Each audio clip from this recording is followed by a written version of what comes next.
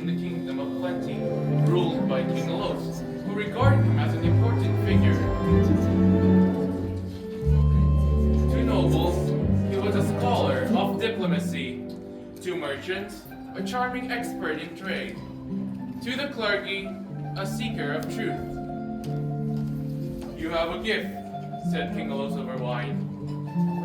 "You could sell water to a drowning man, or even convince a neighboring kingdom out of war.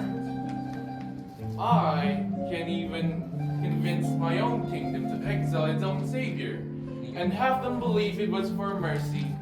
Strange how easy people make it seem." But while the world smiled back at him, they failed to realize the trails left behind. Broken alliances, vanished fortunes, and ruined reputations, all weaved meticulously by his own two hands.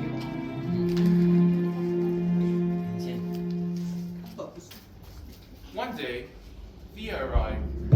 Abathon had never seen her before, but he was intrigued by how she acted. She was cunning, yet only spoke of the truth.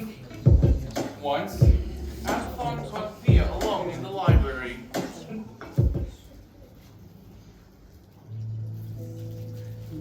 "You've been watching me. I can see the same for you."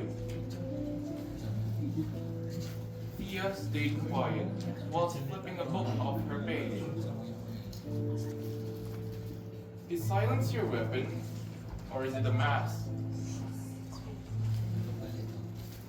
"Weapon or not, they only work if you wear them well." It was a game now, and Abathon could resist playing. Over time, Thea had become Abathon's shadow. They worked together, shared information, and planned whispers in corridors. But even Abathon couldn't realize that Thea was also weaving her own threads behind his back. Thea did what others could not. She listened without ego.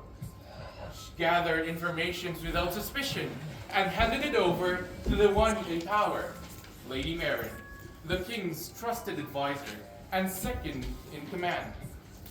A keen eye, yet always hesitant to believe in gossips, up until now. At a royal gathering, it was Lady Marin who stood before the king. "I must speak plainly. There is one among us whose influence is built on lies." Abathon was amused at first, until documents, testimonies, and patterns were laid bare. "This is madness! You believe shadows over me! I believe what cannot be bent.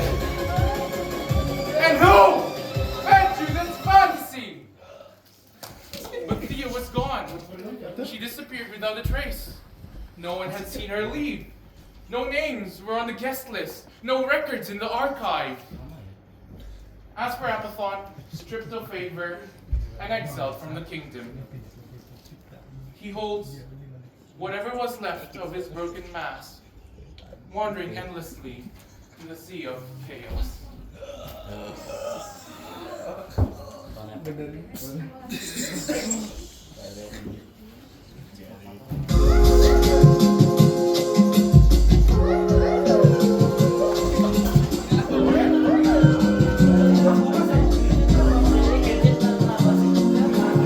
Did you really think the show's over?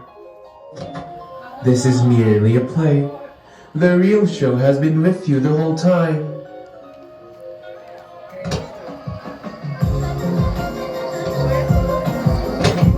To you, my dear stars, in life's great stage, teenagers teetering between who you were and who you'll become, know this well.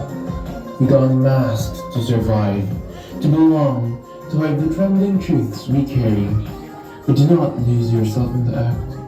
There is no greater tragedy than forgetting your own lines, your own soul.